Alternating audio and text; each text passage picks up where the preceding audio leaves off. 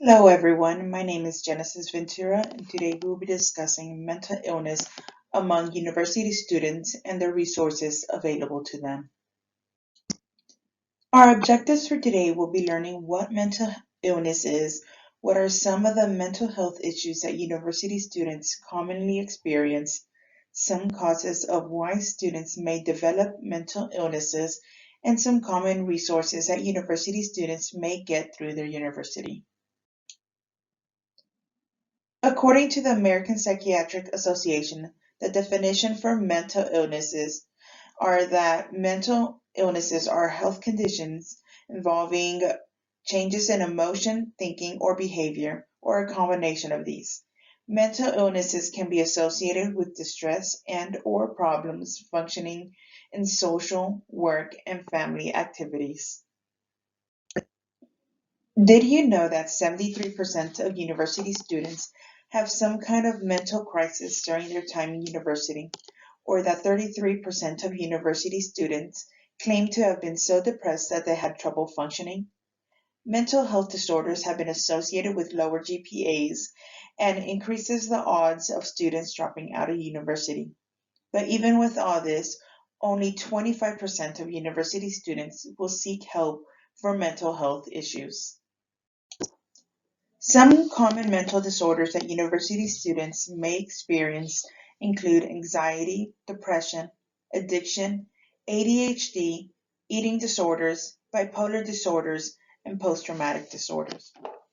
41% of students will experience anxiety to the point that it can be deemed as a mental disorder. 30% of students will struggle with depression to the point that they have trouble with everyday functions such as getting out of bed and focusing on their studies. Many college students will begin a struggle with substance abuse and addiction during their university time, either due to experimentation or as a coping mechanism. Students with ADHD often have trouble staying focused, being organized, and following directions, which will often impact their academic performances negatively. Most people experience their first symptoms of bipolar disorder during their late teens and early 20s. Eating disorders usually begin between 18 and 21 years of age as a coping mechanism for lack of control, stress, and societal pressure. Around 17% of students will experience PTSD due to reasons such as sexual assaults and car accidents. It is important to recognize the symptoms of experiencing mental disorders. Every mental disorder comes with its own unique symptoms that need to be watched for. As the most prevalent of disorders among university students, I will name the symptoms for anxiety and depression here. Some of the symptoms include difficulty with schoolwork, loss of interest in activities one used to enjoy, changes in eating and sleeping patterns, moments of overwhelming bursts of emotion, negative assessments of oneself, little to no energy on a daily basis, uncontrollable bouts of panic, and panic attacks. Some causes of students developing mental illnesses while in university usually involve the death of a family member, divorce or separation of parents, a student's own pregnancy or illness, changes in residence, relationship issues, the loss of family, social, and financial status, rejection by peers, and the fear of failure. I will be using Texas Women's University's Denton campus as an example of what resources universities offer their students and how to access them. While all the information on the resources available and the process to access them may not be the same, they are similar enough to a certain degree. To access these resources, you will need to go to the TWU website, which is provided on the slide. And at the top of the site, you will see the Student Life tab. Hover over the Student Life tab, which will bring down a menu. From that menu, you will click on the Mental Health Resources tab. This will bring you to the resources that TWU offers, as well as the descriptions to those resources and hyperlinks to go directly to that specific resource. Some resources are third parties and others are resources that are available on campus or online through the university. For those available through the campus, it will often show you the contact information, hours of operation, and the address. Resources that TWU offers include counseling services, financial aid for mental health care and medication, peer support, access and information to community mental health services, campus meditation areas, animal assisted therapy, mental health education, and self help options. Some of the counseling services offered are CAPS, which provides a short-term therapy and consultation to students. The fees for this service are already included in the tuition fees. There is also Meta, a telehealth resource that offers additional counseling beyond what CAPS can offer. University students can access up to 6 free counseling sessions with a licensed Texas mental health care provider. Counseling and Family Therapy Clinic provides therapy services to individuals and relationships, friends and families, using graduate student therapists from the Counseling and Development and the Marriage and Family Therapy departments. Fees for these services are based on a sliding scale and are typically between $20 and $150 per session.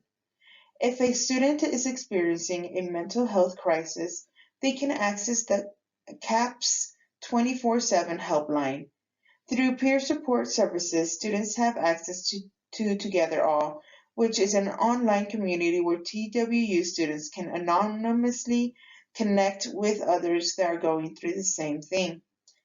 The community mental health service includes local mental health authorities, which is located in Denton, Dallas, and Harris counties. This resource provides students a list of sources that can help them navigate a variety of challenges, including domestic violence, sexual assault, substance abuse, PTSD, and more. The self-help resources include Therapy Assisted Online, which contains over 150 effective educational sessions covering over 50 topics and skills related to mental health, wellness, and substance use issues. TAO includes interactive sessions, mindfulness exercises, and practice tools, all aimed at helping you achieve your goals. Another self-help resource includes well-being apps, which are top-rated apps available on Apple and Android devices. To receive financial assistance for mental health care and medication, students will need to fill out an application which is available online. And if approved, they will receive the money through their TWU account. On-campus resources include meditation egg chairs, which are located in the Student Union at Hubbard Hall second floor Quiet Lounge, CFO second floor, ASSCC second floor, and the Stark Hall Commons, which are accessible to non-residents when the market is open. There is also animal assisted therapy, which includes Pioneer Pet Therapy Program and the Equine Therapy Trips. CAPS also offers education on mental disorders, how to identify when students are in mental distress and need help. Technically, these opportunities are meant for faculty and staff in order to recognize and help students in mental crisis. But I encourage students to also participate in them so that they can better help themselves as well as their fellow students if needed.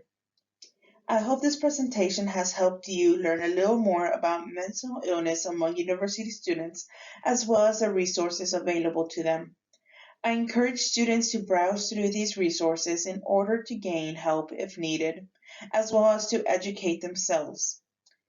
I would also encourage students to view the resources available through other universities in order to gain a broader understanding of services available to students. Students may even find a specific service or program that they could suggest to their own university so that they may try to implement it themselves. Thank you for your time and attention. Have a great day.